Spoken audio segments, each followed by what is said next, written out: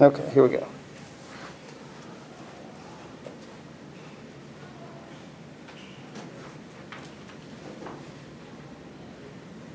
All right. So hey, I'm Forrest Stillwell, student in Educating Diverse Populations.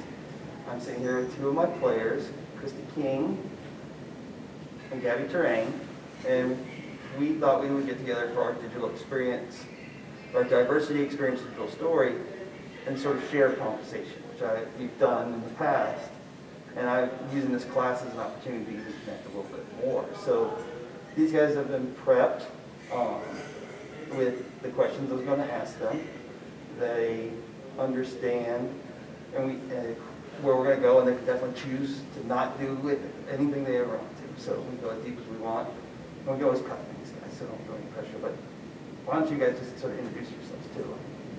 Okay, my name is Christy King. I'm a senior on the lacrosse team from Maryland, right outside of Baltimore in a town called Severn. And yes, Forrest has been my coach for the last 4 years. Similarly, I'm Gabby Terrain. I'm also senior defender on the women's lacrosse team from Glen Burnie, Maryland. Yeah, also Forrest has been my coach the past 4 years. Excellent. And what are you guys studying? I'm majoring in public health. I'm in plastics engineering. Awesome. So, everyone except for those with a hat on, that's so quick. Right? I got. So one of the articles I sent you guys was about don't say nothing, and it was sort of like, and I thought that one I picked it because I was like, oh, this is I've 100% done this. Because you guys done this, I was like a teacher for about 7 or 8 years. And I was like, I've been guilty of this, and I was like, this is something I think needs to be addressed. I think we were just talking about it, how as a coach, no one prepares you for these conversations, so my question is, have you felt white teachers are failing minority students by not having a conversation on race?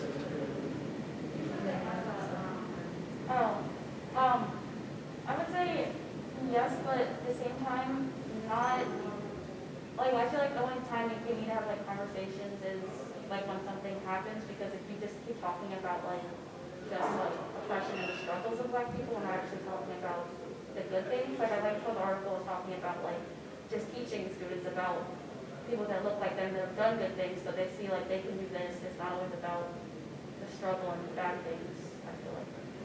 Yeah, I also agree that it does hurt the students when teachers don't talk to them about race. But like Abby said, it's not something that you bring up in every sentence, because it's just another reminder, especially if you have students that are maybe they're one of the few minorities in their class. It's just a constant reminder that they're different.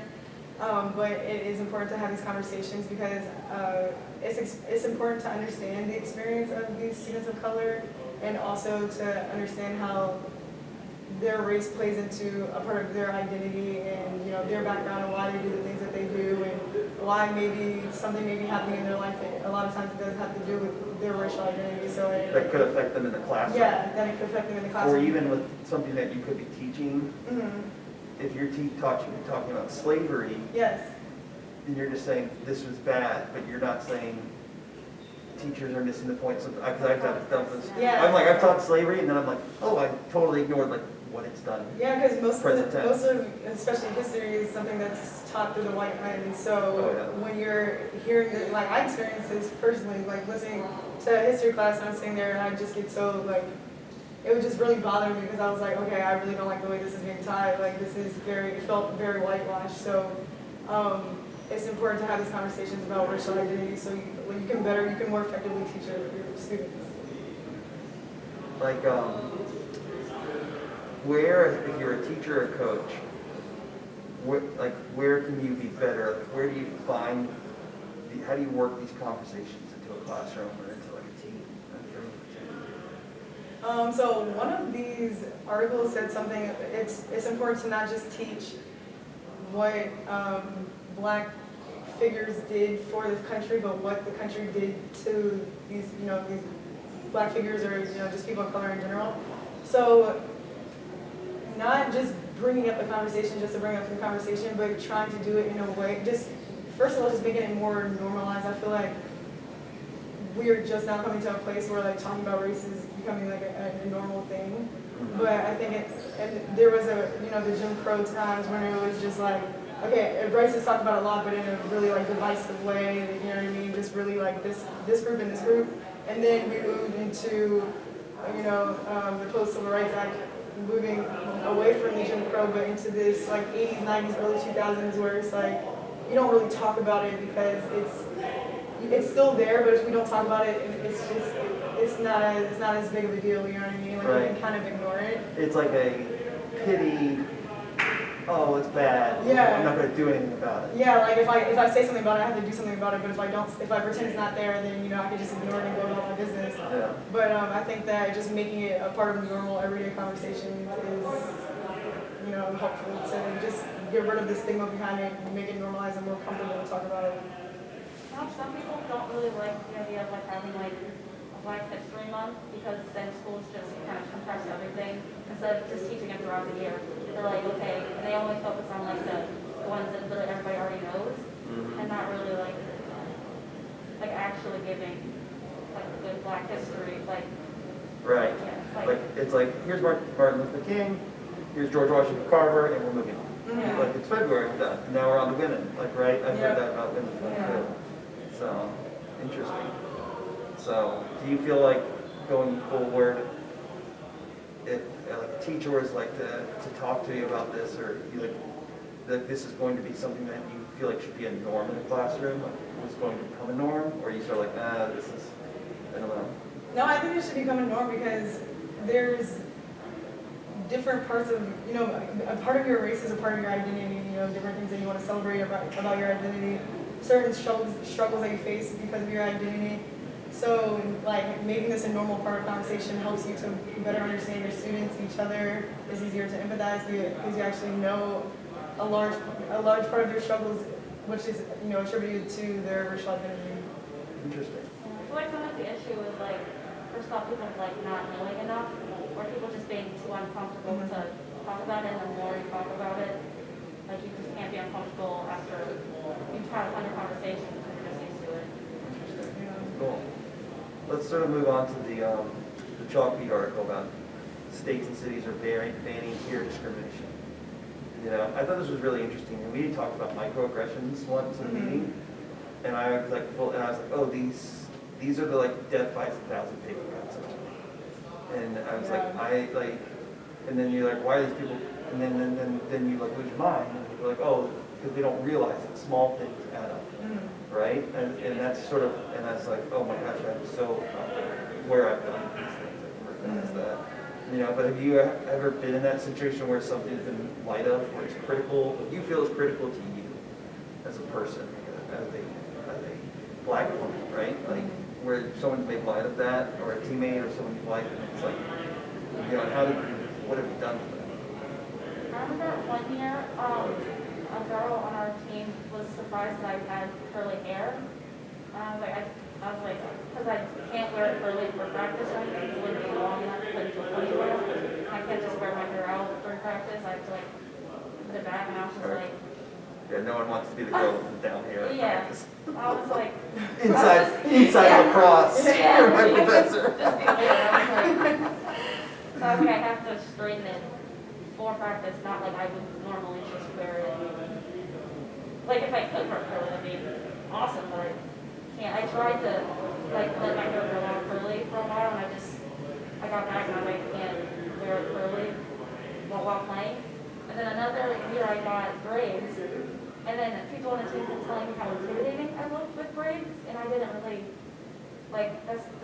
didn't make sense to me, or like braids aren't supposed to be. They're just supposed to be pretty. They're just like it's just like It's a it's functional hair. style. Yeah, it's Yeah. like they're to protect your hair. And then everybody kept touching them and like messed up my braids like a few days after I got them done. And it was just interesting. Yeah, I would definitely say the hair one is like a big thing because to Black women, like your hair is a huge part of your identity just because, like they say our hair, our curls are our crown, you know what I mean? Like so, we get like braids or whatever, like we get that as a protective style, but it also is like to protect our hair, but it's cute, you know what I mean? Like there's different things, different reasons why we do different hairstyles. It's more, a lot of the hairstyles that we do are to protect our hair because, you know, our hair is more sensitive. So when, it's just very annoying when like people come up to you and like touch your hair. First of all, it makes you feel like an animal, like, oh my gosh, so cool, like at the zoo. And I'm like, why are you like petting me? Like, why are you touching my hair, you know what I mean?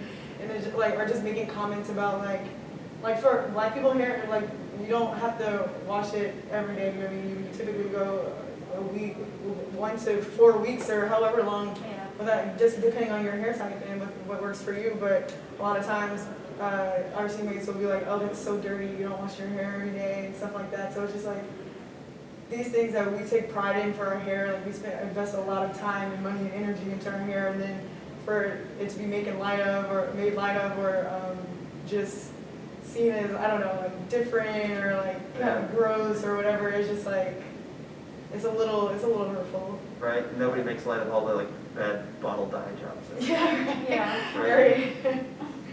I think, so when you talk about identity itself, and when, especially like, let's say when you're on like a college lacrosse team, and you're talking about the word team, you come together, and it's like me over the we. You know, so do you feel like just to even out being on a team, you lose part of your identity a little bit? And then, or can you still be the person you who you are being on a team? Okay.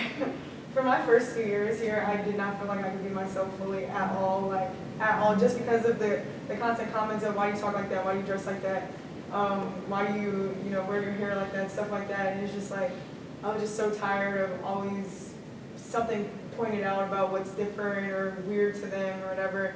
And so, I did experience, and I still do experience either microaggressions or just flat out racism.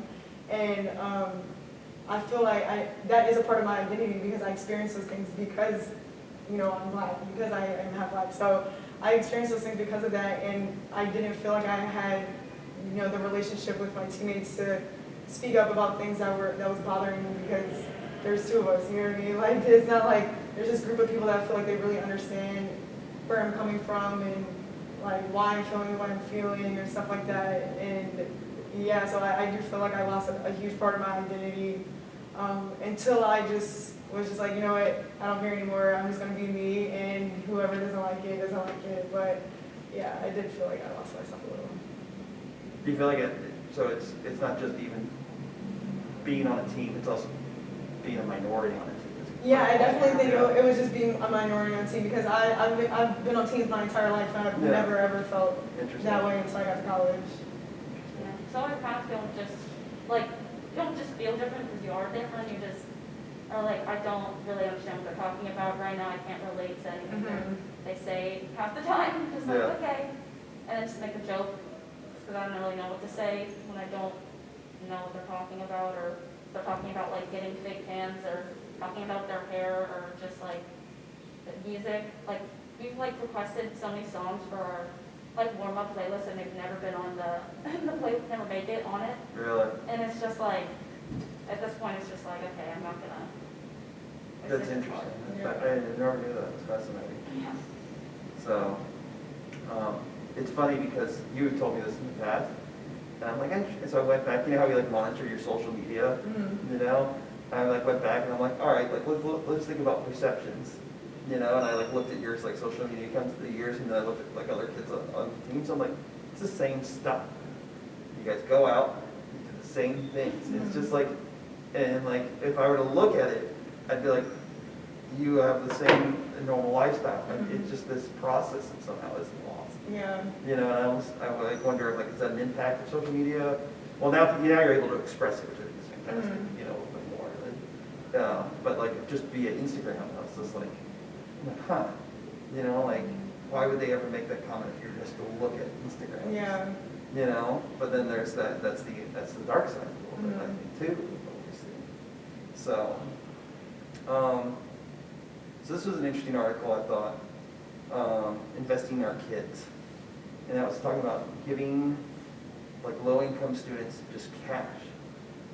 you know, and I was like, I never had anything or never thought about anything, and I thought about it like with stimulus checks and the blowback that came from that, you know, and things like that. But what would you think about that? Like, if, like, knowing that people were just able to get cash to help out their families?